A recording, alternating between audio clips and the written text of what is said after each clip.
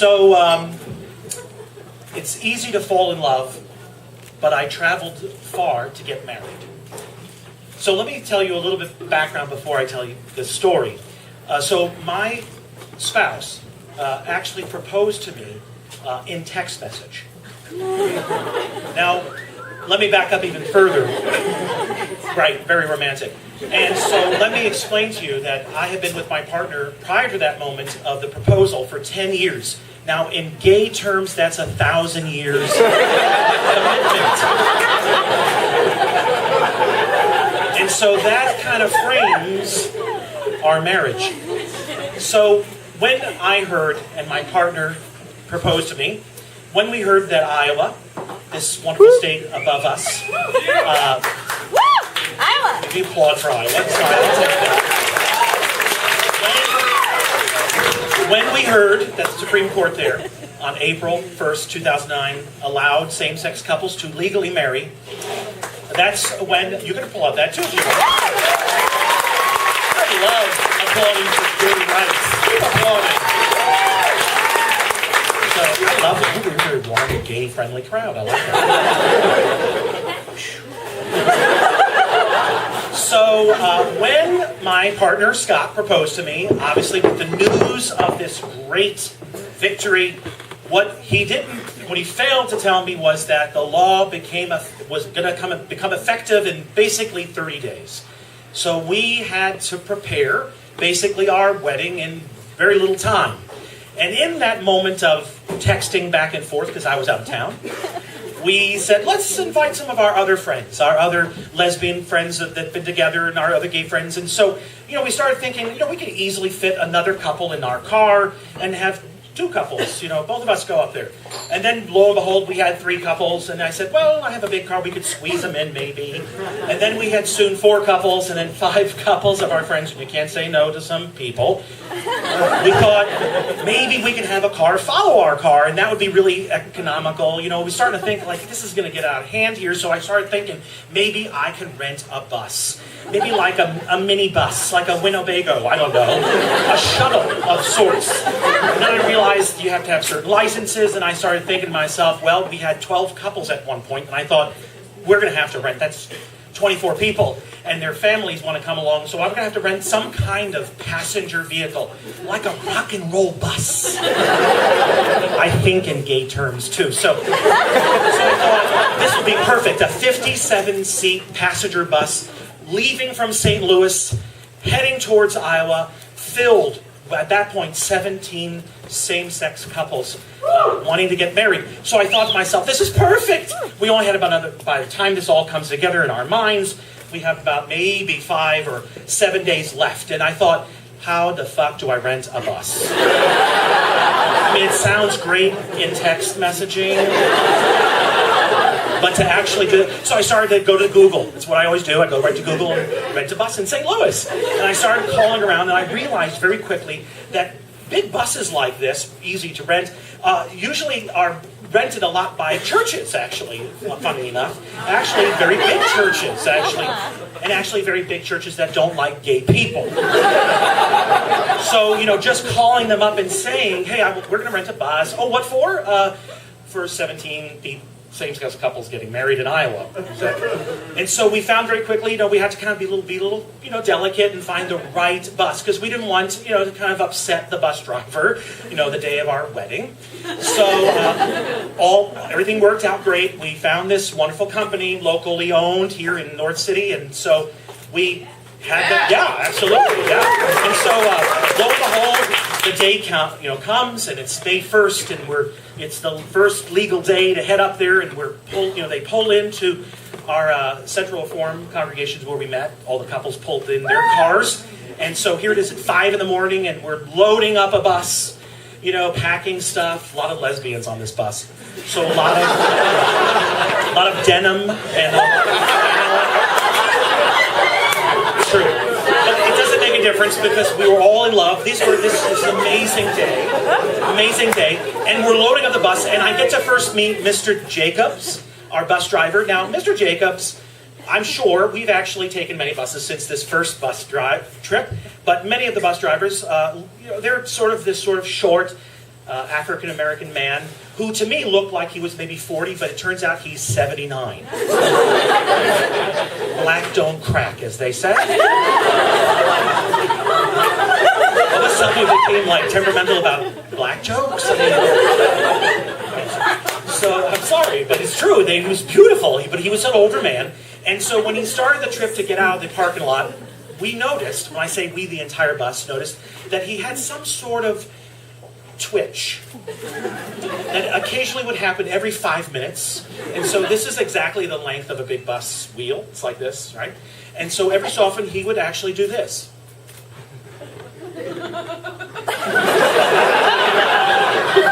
Now I looked to my partner, husband-to-be Scott, and several lesbians right here, and I thought to myself, he doesn't look at the road for a clear 3 seconds. There's a clear bit of time where he is not watching the road. We have 5 hours to go. And so at that point, I did the best thing I could. I put the very sharpest, the very coolest lesbians, Lisa and Christy, on patrol to watch him. And it worked. And so we're on the road, and we're on, Highway 40, heading over towards St. Charles. We're, going out, through Chesterfield Valley and all that.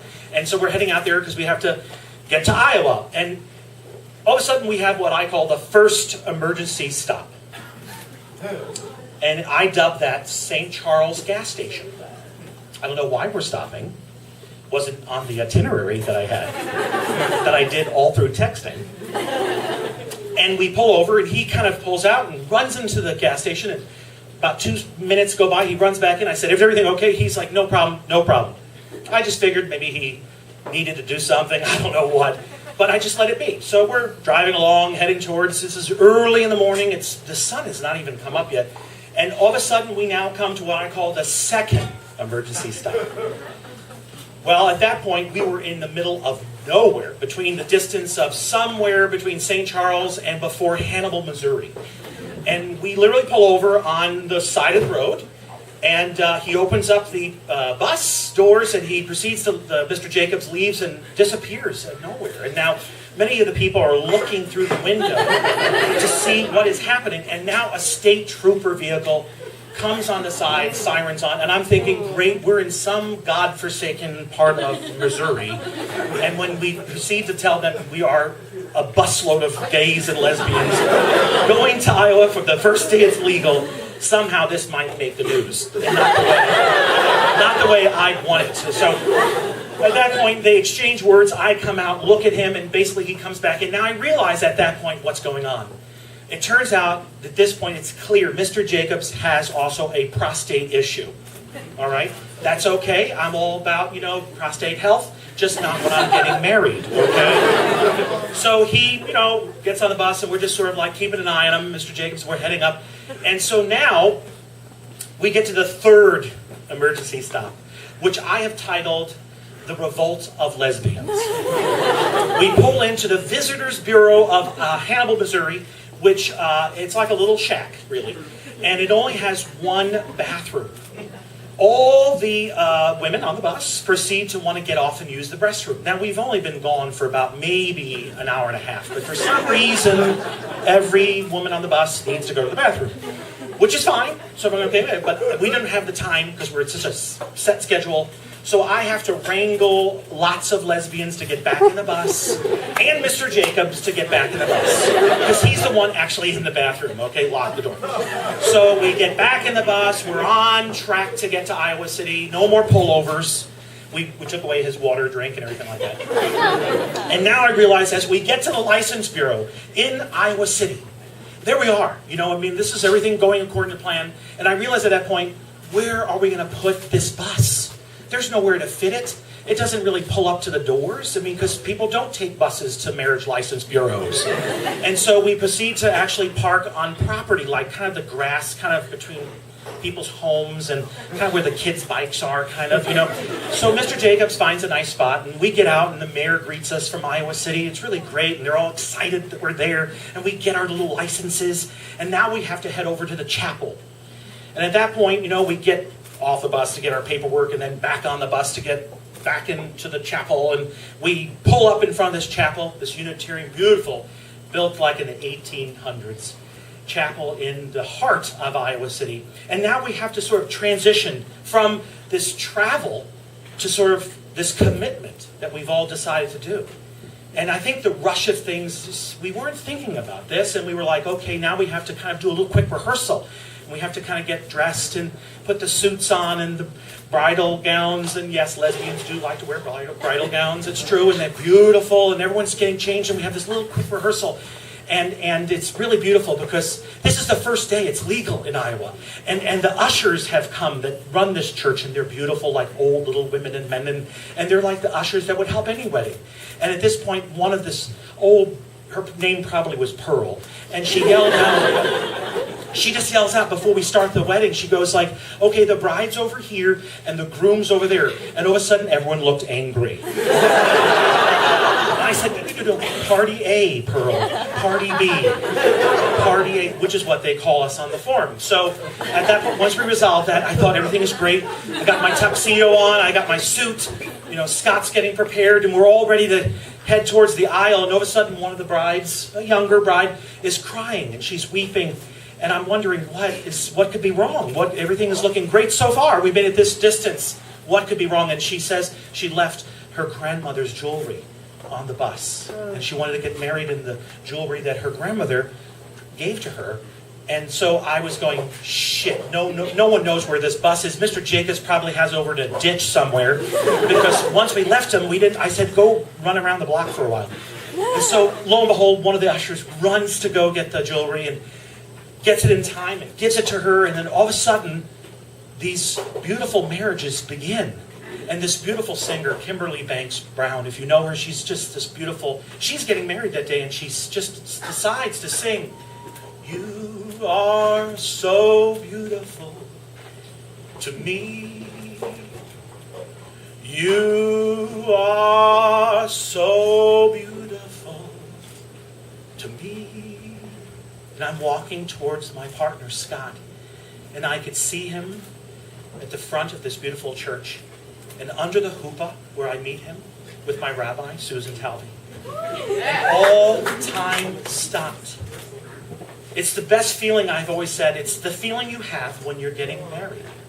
And we stand there under the chuppah, and we exchange the same Hebrew vows that everyone else exchanges. And before I know it, I'm smashing down with my partner a piece of glass and saying Mazel Tov. And I watch one by one every couple going up, saying their vows, and getting married.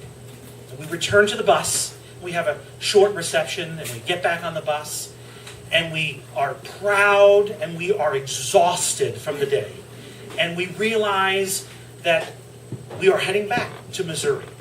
And as we go back to the state where we are, call home, the night is falling, and we're tired, and people are sleeping, and we put a video on of Mrs. Doubtfire. I don't know why. We must continue the theme. So people are sleeping. Robin Williams is making us laugh. As we pull in back into that synagogue where we all started, we get out. It's 11 o'clock. We have traveled 17 hours, 512 long miles. Everyone leaves, and my partner, my husband now, we actually go through the bus, this really gorgeous bus, smelly but gorgeous. And we look through to make sure no one left anything. And as we're doing it, I realized, and he realized, that what we just did was we traveled, and we did it out of love. Easy to fall in love, but I traveled for marriage. Thank you.